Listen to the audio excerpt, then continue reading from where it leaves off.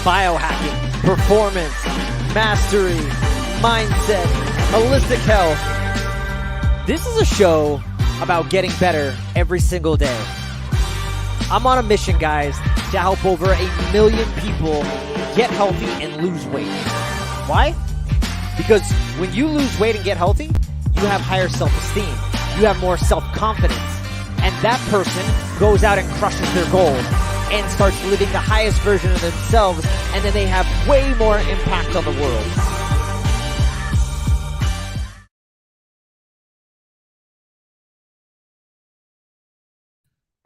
There we go. Let's check out the mic. Let's make sure my mic, jumping on the show here, my mic was not working. I think it's working now. Let's do a mic check. Yeah, it's back to working. What's up? Happy Friday, guys.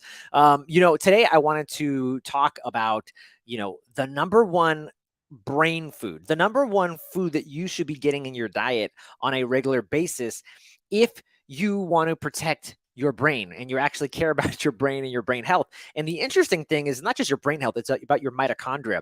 And remember, your mitochondria are the power plants of your cells, and we want to support them in the best way. So today I'm going to talk about the number one brain food that you should be eating for your brain health. And then here's 4 big foods you can avoid. And then we'll also go over some lifestyle factors. So here's the deal.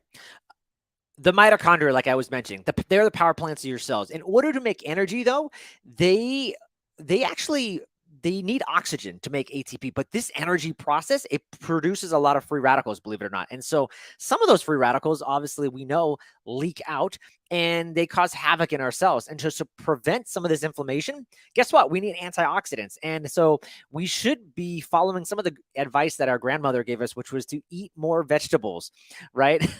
And the reason being is because vegetables are rich in antioxidants and rich in these things called polyphenols, which essentially that's what you see is like that dark pigment in a lot of these fruits and vegetables. And they have a very protective effect, protective properties, right, for the mitochondria, for your power plants of the cells. Now, a couple of things these polyphenols do is, one, they protect the gut.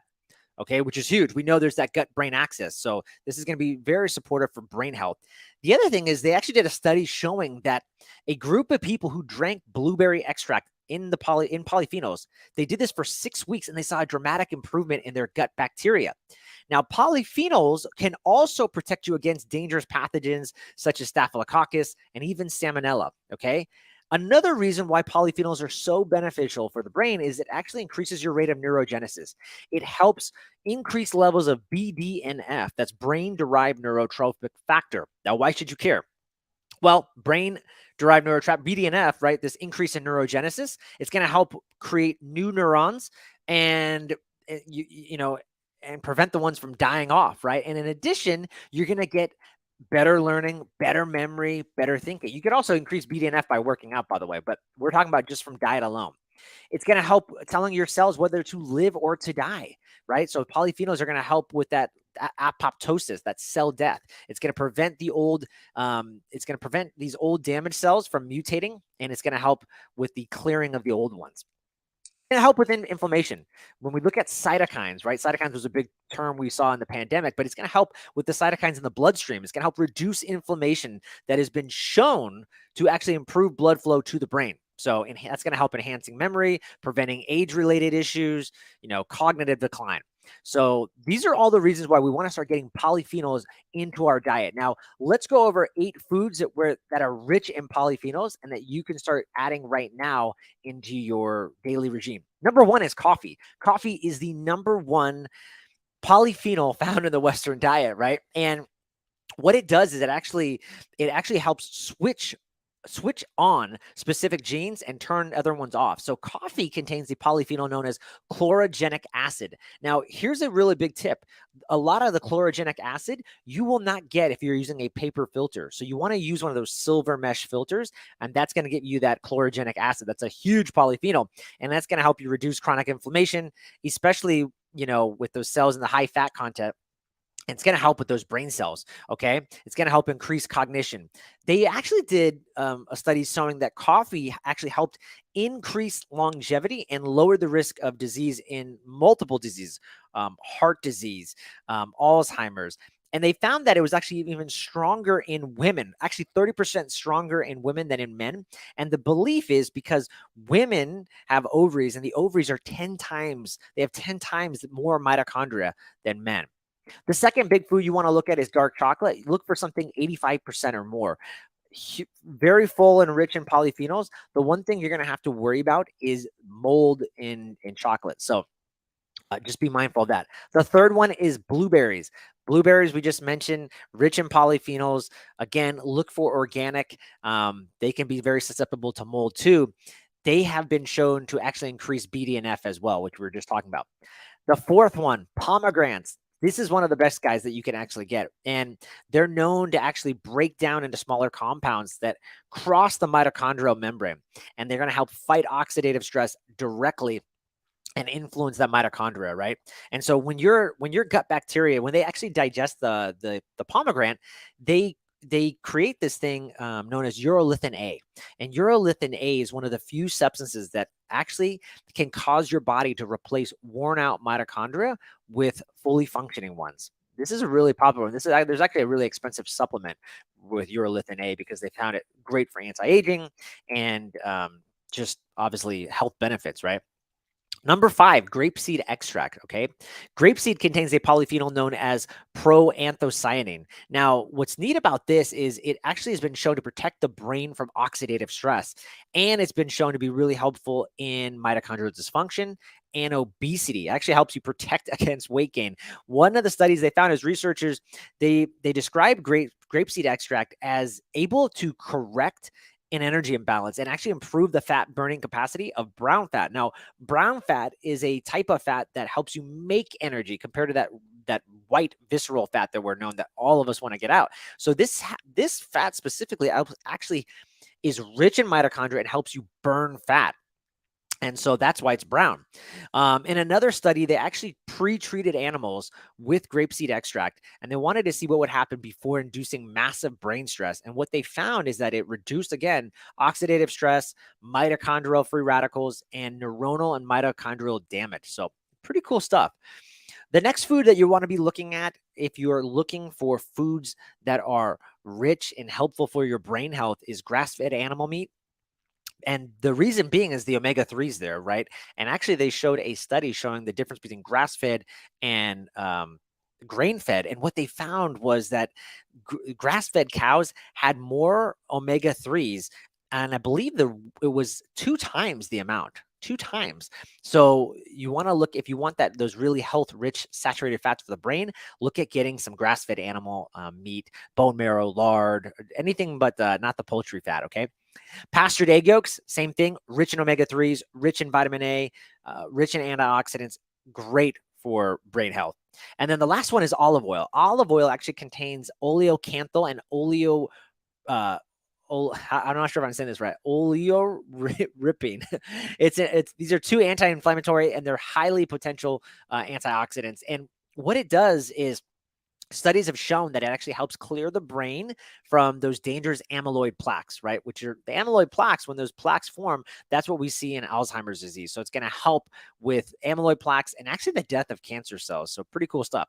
What are the foods that you want to avoid? There's four big foods that you actually want to avoid if you're trying to maintain a healthy brain.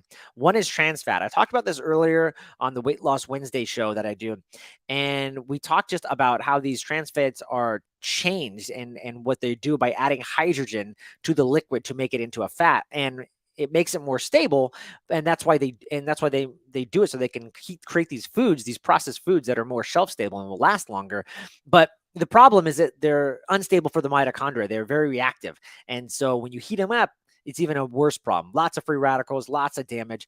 The other big issue is that we are consuming as a nation, especially with the Western diet, where it's heavily influenced by processed foods. Well, processed foods are overly abundant in these omega-6 polyunsaturated fats. Now, they're essential for our body, but it's the overabundance that we're getting. That's the big problem. So the ratio, the omega-3 to omega-6 ratio is in complete imbalance. And that's what we want to help course correct. And when most of your diet is processed foods, you can imagine you're going to get mostly omega-6, which is going to lead to more brain inflammation.